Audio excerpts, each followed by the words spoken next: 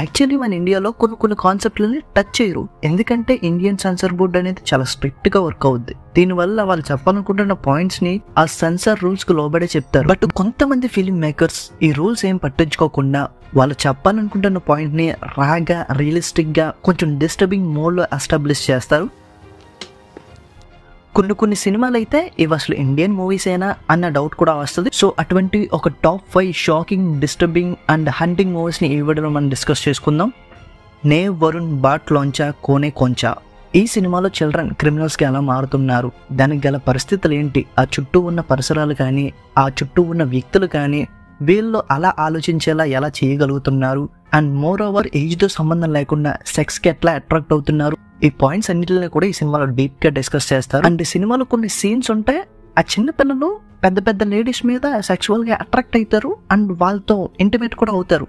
ఆ సీన్స్ అన్ని కూడా చాలా షాకింగ్ గా ఉంటాయి. అండ్ డైరెక్టర్ కూడా అంత డేరింగ్ అటెంప్ట్ ఎలా చేసాడో మరి. రమన్ రాఘవ్ 2.0. సందీప్ రెడ్డి వంగ ఈ మధ్య కాలంలో వచ్చిన సినిమాలు చూసి చాలా షాక్ అయిపోతున్నారు. బట్ ఎప్పటి నుంచో అదే షాకింగ్ వాల్యూతో ఉన్న సినిమాల్ని అనురాగ్ కశ్యప్ కూడా తీస్తున్నాడు కదా, బట్ ఎందుకు ఆయన మీద ఫోకస్ వెళ్ళట్లేదు అన్నది నాకు అర్థం కాలేదు. ఈయన టచ్ చేసే పాయింట్స్ కానీ ఎస్టాబ్లిష్ చేసే క్యారెక్టర్స్ కానీ చాలా డార్క్ ఉంటే, ఈ సినిమాలో సైకో వరుసగా కిల్లింగ్స్ చేస్తూ ఉంటాడు, పోలీసులు ఆయన్ని పట్టుకోవడానికి ట్రై చేస్తూ ఉంటారు. బట్ ఈ సినిమాలో నాట్ ఓన్లీ సైకో, ప్రతి క్యారెక్టర్ లో ఉన్న ఈవిల్ సైడ్ ని చూపిస్తారు, అంటే డార్క్ సైడ్ ని చూపిస్తారు. దాన్ని ఏ లెవెల్కి పట్టుకెళ్తారంటే మనుషులు ఎలా బిహేవ్ చెయ్యర్రా అన్న రేంజ్కి పట్టుకెళ్ళిపోతాడు. సో అట్లాంటి సిచ్యువేషన్స్ సినిమాలో చాలా ఉంటాయి. మెయిన్లీ ఈ సైకో కిల్లర్ వాళ్ళ సిస్టర్ ఇంటికి వెళ్తాడు, అక్కడ జరిగిన కొన్ని సీన్స్ కానీ ఆ కన్వర్జేషన్స్ కానీ కావాలంటే నన్ను యూజ్ చేసుకుని వెళ్ళిపో అని డ్రెస్ తీసే సీన్స్, అంటే వీళ్ళిద్దరి మధ్య రిలేషన్షిప్ ఎప్పటి నుంచి సాగుతుందని ఎస్టాబ్లిష్ చేస్తాడు. చాలా డిస్టర్బింగ్ గాను అండ్ మోర్ షాకింగ్ గాను అనిపిస్తాయి. Next biryani is one of the most shocking and disturbing movie. కేరళలో మతపరమైన హింసల మధ్య కొంతమంది స్త్రీలు ఎటువంటి ప్రాబ్లమ్స్ ని ఫేస్ చేశారు అన్నది ఈ సినిమా కాన్సెప్ట్.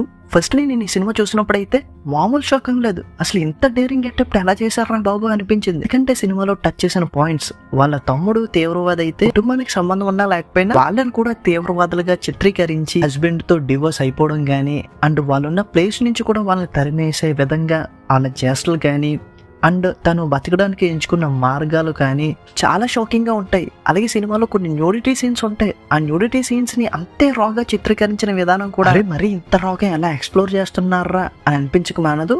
అది ఒకెత్తి అయితే ఇంక క్లైమాక్స్కి వెళ్ళిన తర్వాత బొర్ర చెడగొట్టేస్తారు. సినిమాలో మెయిన్ లీడ్ ప్రెగ్నెంట్ గా ఉంటది, అప్పుడు కూడా ఆవిడ మీద అటాక్ చేయడం, ఆ ప్రెగ్నెన్సీ పోవడం అండ్ దాని తర్వాత ఆ చనిపోయిన పిండాన్ని ఒక బిర్యానీలో కలిపేసి అందరికి తినిపించడం కానీ it's so so so disturbing. అసలు మైండ్ లో నుంచి పోదు. అసలు ఇంత డేరింగ్ కాన్సెప్ట్ ని డైరెక్టర్ పికప్ చేసి ఎంత రాగా చూపించాడంటే అసలు నమ్మలేం. ఆ మిస్ ఒక మిడిల్ ఏజ్ లో ఉన్న డాక్టర్ ఉమెన్ కి అలాగే చదువుకుంటున్న యంగ్ బాయ్ కి మధ్య జరిగే లవ్ స్టోరీయే ఈ సినిమా కాన్సెప్ట్. వాళ్ళ మధ్య రిలేషన్ కొంచెం షాకింగ్ గా అనిపిస్తే దాని తర్వాత స్టార్ట్ అవుద్ది అసలైన మ్యాటర్. వీళ్ళిద్దరూ కూడా ఫుడ్ ఎక్స్చేంజ్ చేసుకుంటారు. ఒక పాయింట్కి వచ్చిన తర్వాత ఇంప్రెస్ చేయాలి, ఇంకా గొప్పగా ఇంప్రెస్ చేయాలి, దానికి ఏం చేయాలి అని ఆలోచించి తన బాడీలో ఒక ఫ్లెష్ ని కట్ చేసి దాంతో కర్రీ చేస్తుంది. ఇద్దరు కూడా ఒకరు ఫ్లెష్ ని ఒకరు ఎక్స్చేంజ్ చేసుకుని తింటారు. ఇదంతా కూడా చాలా డిస్టర్బింగ్ గా అనిపిస్తుంది. అది ఎడిక్షన్ గా మారి ఇంకా క్లైమాక్స్ కి వచ్చిన తర్వాత పిచ్చెక్కిపోతారు ఫ్లెష్ దొరక్క. అప్పుడే ఒక క్రైమ్ కూడా చేద్దాం అనుకుంటారు. ఇదంతా కూడా చూసేటప్పుడు ఫ్యూజులు ఎగిరిపోతే చాలా షాకింగ్ గా అనిపిస్తుంది. మళ్ళీ డైరెక్టర్ ఆ పాయింట్ ని రాగా చెప్తాడా, లేదు ఒక పొయిటిక్ టచ్ తో చెప్తాడు. Next trapped.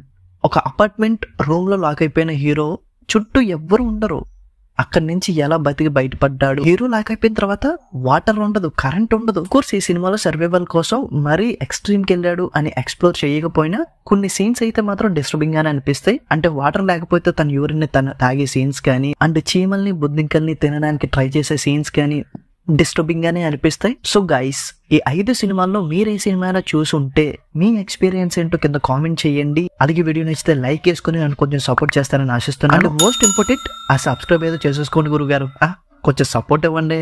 Thank you.